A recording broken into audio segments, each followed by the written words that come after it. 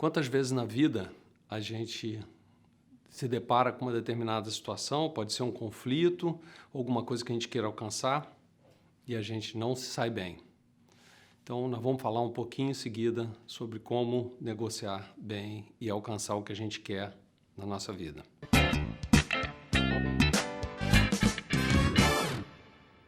Então, muitas vezes na vida a gente se depara com situações em que a gente precisa solucionar um conflito, que a gente precisa conseguir algo além daquilo que a gente está conseguindo, seja algum benefício a mais, seja eventualmente a gente fugir de alguma dor, algum problema, né?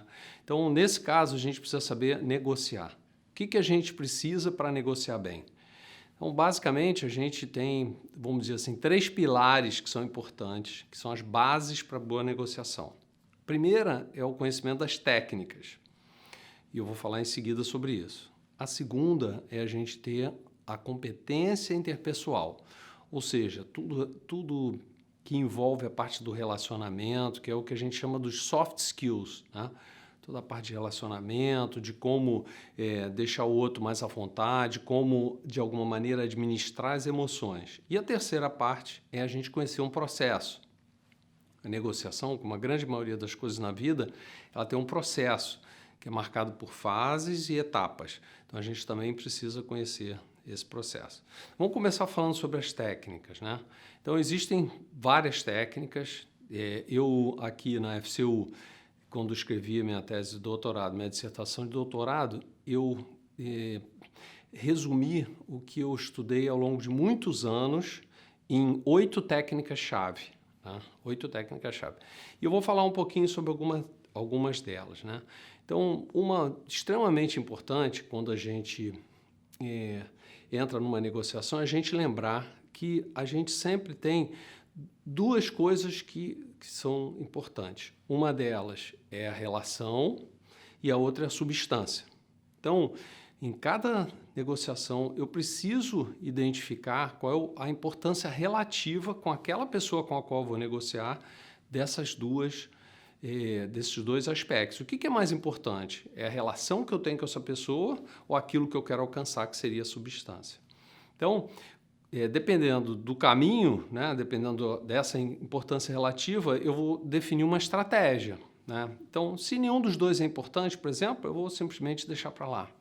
Se a relação é muito mais importante do que a substância, eu vou abrir mão da substância e vou prestar mais atenção à relação. E se os 2 são importantes, eu tenho que negociar bem e apresentar várias opções, né, que cheguem a uma solução que seja de benefício mútuo. Então, essa é uma das técnicas. A outra, a gente precisa definir e priorizar moedas de troca. A negociação é uma troca. Então, o que eu tenho para trocar? Então, eu preciso ter ou se é uma negociação em que eu fui pego de surpresa, eu vou ter que pensar rapidamente o que eu preciso, o que eu tenho no bolso que eu posso usar como moeda de troca para conseguir aquilo que o outro quer. E, logicamente, por meio das perguntas, eu vou identificar quais são aquelas moedas que eu tenho que são mais relevantes para o outro lado, né? Que trazem mais benefício para ele. E essas, geralmente, a gente guarda para negociar no final. E assim vai. Na minha dissertação de doutorado, eu agreguei uma parte toda que eu chamei das neurotáticas, que constituem a 8ª técnica, né? Que é exatamente a aplicação da neurociência na negociação. Então, são várias neurotáticas e, só para citar uma delas, por exemplo, é o poder da imagem, né? O nosso cérebro, 33% dele é focado em imagens. Então, a gente é muito sensível a imagens. Então, toda vez numa negociação que eu posso mostrar alguma coisa, eu vou ter um impacto muito maior sobre a outra pessoa, que ela vai conseguir mais facilmente identificar aquela minha oferta, aquilo que eu estou propondo, enfim. E se, eventualmente, não é um objeto, eu posso fazer um desenho, um esquema, ela vai ter muito mais facilidade de compreender. Então, essa é a primeira parte, são as técnicas. Então, como eu disse, após muitos anos de estudo, eu condensei tudo que existe de mais relevante, incluindo as técnicas da escola de Harvard, que eu tive a oportunidade de me especializar em negociação pela Escola de Harvard, além disso, com a parte da neurociência, e aí conseguir agregar isso e desenvolver uma metodologia bastante forte em termos de técnicas. Segunda parte tem a ver com a competência interpessoal. E aí, de nada adiantam as técnicas se eu não conseguir realmente fazer com que a outra pessoa esteja tranquila, né? Esteja sem estresse, sem medo, né? Não esteja com raiva. Porque imagina só se eu vou negociar com alguém que está morrendo de raiva.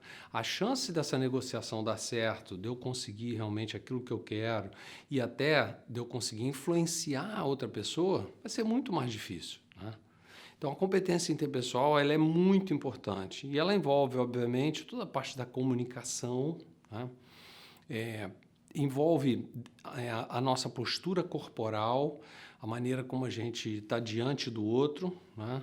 Obviamente que isso também tem um impacto, a tonalidade da nossa voz, né? Isso também vai impactar a outra parte e, principalmente, eu entender como lidar com pessoas com perfis diferentes. Existem vários modelos dos estilos de relacionamento interpessoal. Tem um que eu acho bastante simples e que gosto bastante de usar, que é exatamente um que define 4 estilos e ele considera 2 energias, né? A assertividade e a emotividade. Então, de acordo com os 4 quadrantes que são formados, né, do mais e menos de cada um desses, a gente consegue identificar o perfil do outro e, a partir daí, estabelecer o rapport, né? O que seria esse rapport? Seria eu estabelecer uma sintonia com o outro. Então, quando eu faço isso, a comunicação flui melhor, a outra pessoa se sente mais confortável, ela sente mais confiança naquilo que você está propondo e, obviamente, você vai conseguir um resultado melhor. Então, como eu falei da linguagem corporal, né, dentro de toda essa questão, eu ficar de frente para outra pessoa, né, isso, na maior parte da conversa, eu usar um tom de voz tranquilo, eu sorrir, tá certo? E na hora que eu proponho, né, faço a minha oferta ou aquilo que eu estou propondo, geralmente quando eu uso uma voz mais grave, é melhor para outra pessoa aceitar, né? Ela de alguma maneira, ela recebe isso de uma forma como se tivesse uma situação mais séria, uma proposta mais séria, mais segura para ela.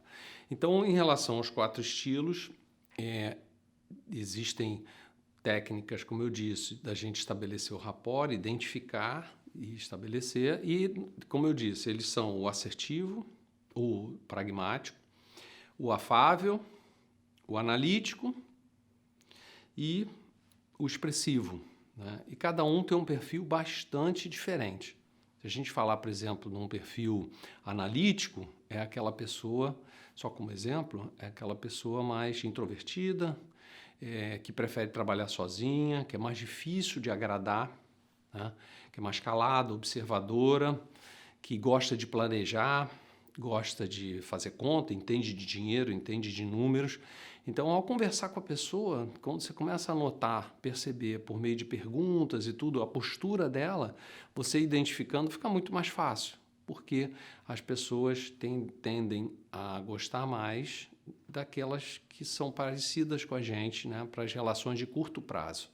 Então, por esse motivo, é tão importante a parte da competência interpessoal. Além disso, existem outras características interessantes das pessoas, tá? Por exemplo, tem pessoas que, na maior parte das vezes, decidem sozinhas. A gente diz que elas têm referência interna. Essas pessoas geralmente são mais difíceis de serem influenciadas. Tem outras pessoas que gostam da opinião dos outros, né? Elas sempre gostam de perguntar, saber o que o outro acha e tal. Então, de maneira geral, essas pessoas são mais fáceis da gente influenciar e por isso é importante a gente saber identificar essa diferença. Tem pessoas que são mais detalhistas, os analíticos, de repente, geralmente são muito detalhistas, e tem outros que são mais generalistas, né? Então, também existe uma escada do detalhe até o geral, e a gente tem que estar preparado para isso durante a negociação. Se eu vou entrar mais em detalhe, se a pessoa gosta mais, ou se eu vou ser mais generalista, se ela não gosta muito de detalhe. Então, como eu disse, base na comunicação, na expressão facial, não é isso? Na leitura, entre aspas, das emoções, né? Capacidade de identificar o estilo de relacionamento do outro, né? Da gente perceber também um pouco sobre o canal de comunicação, se ela gosta mais do que a gente fala ou ela gosta mais de ver. Em geral, as pessoas gostam muito de ver. Diria até que talvez pudesse generalizar e dizer que existe uma preponderância das pessoas visuais, tá? Mas, então, gosta mais de ver, gosta mais de ouvir, e até aquelas pessoas que são mais sensíveis, né, à percepção de risco, mais sensitivas, né? Que são exatamente as pessoas mais sinestésicas. Então, esse conjunto de conhecimentos, né, vão facilitar a gente identificar o perfil do outro, tá certo? E eu também falei sobre alguns modelos mentais, como o caso da referência interna e externa, o caso do detalhe das pessoas que gostam mais de ser mais generalistas em relação aos assuntos. Bem, então, importantíssima competência interpessoal. E, por fim, né, a gente precisa ressaltar o conhecimento do processo. Então, a negociação, ela tem todo um processo, né? Começa inicialmente na fase de planejamento e preparação, né?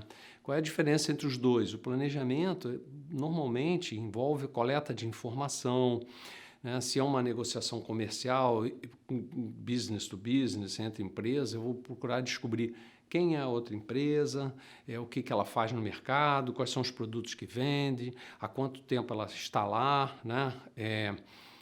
O máximo que eu puder, qual é a cobertura dela, né, dentro do mercado, o máximo que eu puder de informações sobre a empresa. Importante saber informações sobre a outra pessoa com a qual eu vou negociar. Qual é o perfil dela? No passado ou anteriormente houve algum tipo de desgaste, algum problema, né, que a gente possa, então, levar isso em consideração durante a negociação para evitar tocar em algum ponto sensível que vai prejudicar essa negociação. Além disso, eu vou entender quais são os produtos, quais são os preços, se for uma negociação comercial, o que está se praticando no mercado no momento. Então, tudo que eu puder relacionado à informação em relação ao produto, à situação anterior, à pessoa que está do outro lado, é muito importante. Quando eu vou para a negociação propriamente dita, eu também preciso de uma preparação.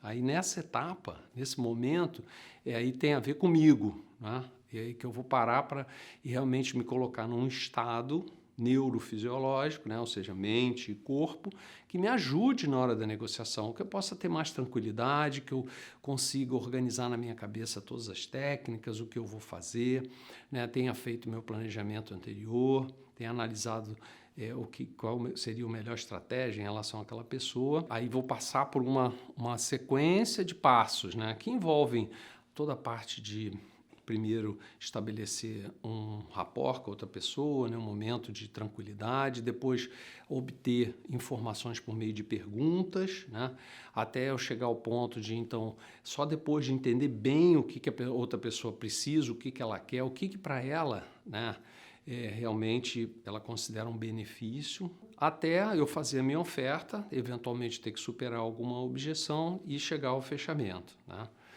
E, por fim, a negociação, por mais que a gente imagine que ela termina quando a gente fecha o acordo, na verdade, não necessariamente, né? Ela só termina quando o acordo foi cumprido. Então, muitas vezes eu preciso acompanhar esse processo e, eventualmente, eu vou precisar renegociar alguma coisa se, por acaso, o acordo que eu estabeleci não tenha sido fechado adequadamente. Então, a negociação é uma atividade extremamente importante para todas as pessoas, né? Ela está relacionada dentro dos soft skills. Então, a gente, para manter um bom relacionamento com o cliente, com os familiares, com os amigos, qualquer pessoa, né? Saber negociar é uma habilidade extremamente importante e está classificada dentro do Fórum Mundial como uma das habilidades mais importantes para frente, tá certo? E, além disso, ela é muito importante no mundo corporativo também. Para quem trabalha em empresa, sempre vai ter que influenciar os outros, seja na liderança, seja internamente, na proposição de ideias e tudo mais, sempre vai precisar saber negociar. Então, a minha sugestão para você é: busque esse conhecimento, pratique para você desenvolver essa habilidade, e isso vai fazer uma grande diferença na sua vida pessoal e profissional.